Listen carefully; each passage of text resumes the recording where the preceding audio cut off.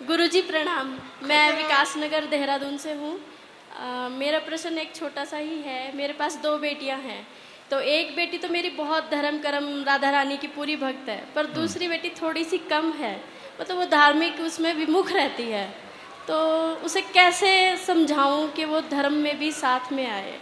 आजकल के बच्चों को वो नहीं समझती है। हाँ, थोड़ा सा ये बहुत बच्चों को बीमारी लगती है। हाँ जी। उसके पीछे कारण है, इन बच्चों को तरह तरह की बातें बता करके इनका दिमाग मन दिग्भ्रमित किया जाता। उसका सर्वोत्तम उपाय यही है जी कि यदि वो विज्ञान के तरीके को बहुत ज्यादा भरोसा करती हो, जी हमें ऐसा लग रहा, जी तो आप उसको लॉजिक के साथ सनातन को सिखाओ कि सनातन मीन्स कोई धर्म, आडंबर अथवा पाखंड नहीं। सनातन मतलब जीवन जीने की शैली और विचारधारा है। हमारे सनातन में कलावा इसलिए बांधा जाता कि नाड़ियों पर कंट्रोल रहे। तिलक इसलिए लगाया जाता, आज्ञा चक्र पर हम पुष्प करें तो स्मरण शक्ति तेज हो। शिखा इसलिए रखते, ये पूरा सेंसिटिव एरिया है, यहाँ पे कोई डायरेक्ट चोट ना लगे, ठटरी ना भर जाए। वो इन्हीं बातों को ही इस ज़्यादा रक्षा समझती के है। लिए पीपल की पूजा क्यों करते? ऑक्सीजन 24 आवर्स देता है। भगवान का नाम जप क्यों करते?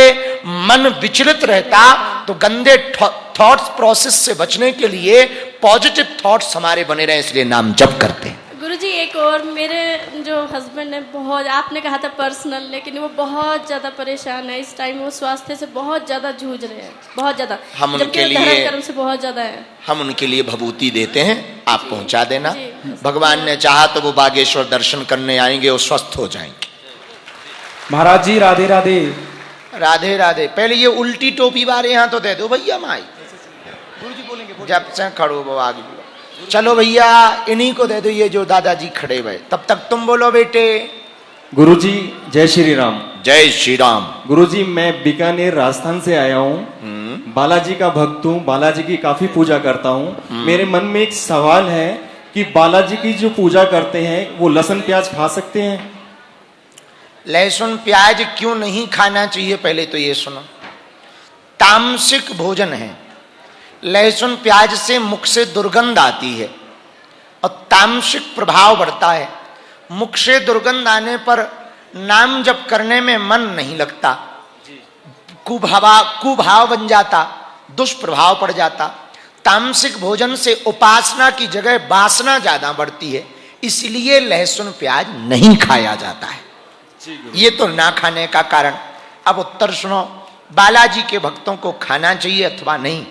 कोई शारीरिक दिक्कत नहीं बन रही हो, डॉक्टर यदि ना कह रहा हो तो लहसुन प्याज नहीं खाना चाहिए बालाजी के भक्तों को, क्योंकि बालाजी ब्रह्मचारी हैं। लहसुन प्याज खाने से वासना ज्यादा बढ़ती है, इसलिए लहसुन प्याज बालाजी के भक्तों को नहीं खाना होता है। गुरुजी एक सवाल और है। बोलो। जैसे बालाजी ब्रह्मचारी थे और उनको कई लोग कहते हैं कि उनकी शादी हो रखी थी, हाँ, तो ये क्या सच है? सुनो, कल्याण पुस्तिका में अन्य 1-2 ग्रंथों में सूर्यपुत्री सुवर्चला के साथ विवाह होने की बात मिली, लेकिन वह विवाह के बारे में भी एक कथा हमने पढ़ी। सूर्य भगवान हनुमान जी के गुरुजी हैं। गुरुजी के पास साधना सीखने गए थे। एक ऐसी सिद्धि थी जो विवाहित व्यक्ति को ही दी जाती थी। हनुमान जी बोले हम तो बाल ब्रह्मचारी हैं और हम तो कठोर तप करेंगे, हम विवाह के झंझट में तो पड़ेंगे नहीं। सूर्य भगवान ने कहा हमारी पुत्री परम तपस्विनी है, उसके साथ केवल विवाह का क्रम पूरा कर लो तो तुम्हारा भी नियम भंग नहीं होगा और सिद्धि भी तुमको प्राप्त हो जाएगी। जय श्री राम।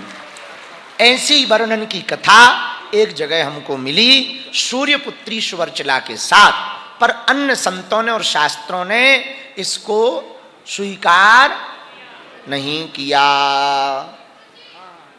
गुरुदेव प्रणाम। जय हो चेला।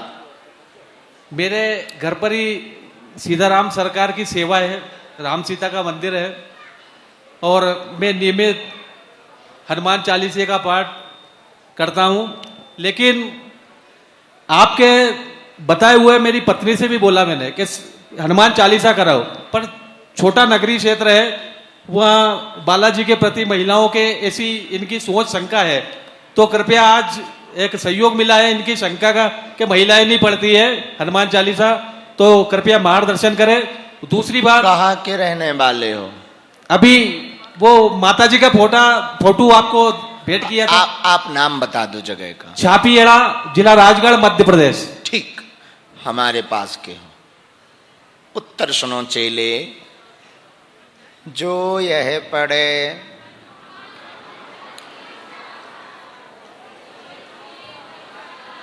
हनुमान चालीसा में ही लिखा, जो यह, अगर केवल पुरुषों के लिए होता तो क्या लिखते? जो पुरुष पढ़े। सही है। हनुमान चालीसा। या केवल देवता ब्राह्मणों के लिए होता तो उनके लिए लिखते जो ब्राह्मण पढ़े। क्या लिखा? जो यह नाग, गंधर्व, किन्नर, स्त्री, पुरुष, बाल, वृद्ध कोई भी हनुमान चालीसा का पाठ करे वो हनुमान जी की सिद्धि पाएगा और कृपा पाएगा। गुरुदेव, मेरा स्वास्थ्य लाभ नहीं दे रहा है। 5 दिन की कथा के लिए आया था, मेरा स्वास्थ्य ठीक नहीं दे रहा है। आज रात को निकलना है, आपकी आज्ञा चाहते हैं। भैया को 2 दिन की कथा सुना दी है। बहुत अच्छा बेटा, धीमे धीमे जाना।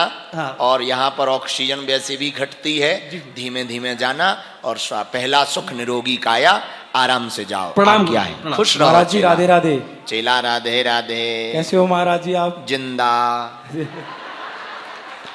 महाराज जी, मैं ये कहना चाहता हूँ जी हाँ। कि नाम जप को निरंतर कैसे चलाएं। आपने जैसे कल कथा में कहा था कि अगर संतों से कुछ मांगना है तो नाम जप मांगे, भक्ति मांगे।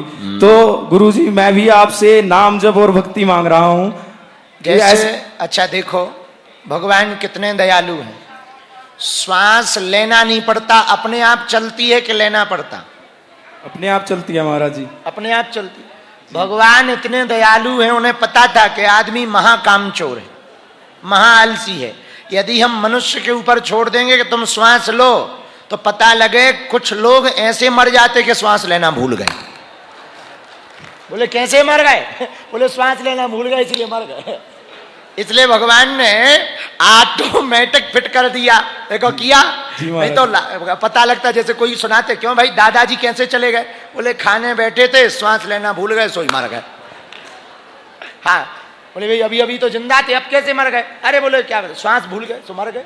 पर भगवान कितने दयालु, उन्होंने ऑटोमेटिक मोड पर कर दिया।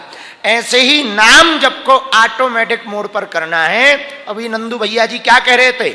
आ जपा जप, श्वास आए राम, श्वास जाए राम, जब ख्याल आए जपते रहो। चलते फिरते, उठते बैठते, गाते सोते, हंसते नाचते रोते, हर परिस्थिति में नाम जप करोगे तो एक समय ऐसा आएगा तुम सो भी जाओगे पर नाम जप बंद नहीं होगा। खुश रहो चेले। महाराज जी को कोटि कोटि प्रणाम। भूरी भूरी आशीर्वाद। महाराज जी, मैं हरिद्वार से आया हूँ। भागवत कथा में ऊपर भागवता का चल रही है। मेरा नाम कृष्णा भट्ट है। मैं आपको कोटि कोटि प्रणाम करता हूँ। महाराज जी, आप सबने पूरे विश्व पटल पर सनातन का झंडा बहुत ही बुलंदी पर पहुंचाया है। मैं आप सबसे एक रिक्वेस्ट करता हूँ महाराज जी, आज मैं देखता हूँ हमारे सनातनी देवी देवताओं का चित्र आए दिन कपूर की टिक्की में, कार्ड में, हर जगह, कहीं नाली में पड़े हैं, कहीं कूड़े में पड़े हैं। हम सब लोगों को आपने जागृत करना है।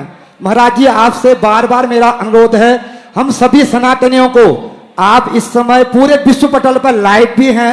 महाराज जी, मेरी प्रार्थना यही है, आप अपने प्रवचन में सदैव हम सनातनियों को जागृत करते रहें कि जिस भी चित्र पे हमारे देवी देवताओं का नाम हो, फोटो हो, उसको कूड़े में ना डालें, उसको कहीं गंदगी में ना डालें, उसको ऐसी जगह डालें जहां पर हमारी देवी देवताओं का अपमान ना हो। महाराज जी, ये सबसे बड़ा प्रश्न है मेरा। बहुत सुंदर, ताली आज्ञा बजा है। करके धन्यवाद दो पंडित जी को। महाराज जी को कोटि कोटि प्रणाम। देखो, हम जिन देवताओं की पूजा करते उनके ही फोटो रैपर में छपे हुए, बैनर में छपे हुए चित्रों को कूड़ेदान में, कचरादान में डालते, बाद में नाला आदि में पहुंचाते या कूड़े वाली जगह पे पहुंचाते। विचार करो, जितनी श्रद्धा मन में है, जितना भजन पूजन करते हैं, उतना ही इस प्रभाव से पाप पड़ेगा कि नहीं। एक बात और, राम बूट हाउस की नाम सुना होगा तुमने। जूते की दुकान का नाम राम बूट हाउस हो जाएगा, लेकिन दूसरे मजहब वालों से सीखो, कभी तुमने अल्लाह बूट हाउस सुना नहीं होता है, लेकिन राम बूट हाउस जरूर होता है। क्यों होता है? हम लोग खुद ही अपने देवी देवताओं का सम्मान नहीं ठीक से कर रहे, उसी का यह परिणाम है कि दूसरों को कहने का मौका मिलता है। इसीलिए समस्त सनातनी इस बात पर जोर दें, दिवाली के पटाखे, कपूर की टिक्की, अगरबत्ती के पैकेट अथवा फिर हवन सामग्री के पैकेट पर भगवान की प्रतिमा चित्र ना छापें। जो चित्र दिल में छपना चाहिए वो कचड़ेदान में जाने वाले पेपर पे नहीं छपना चाहिए।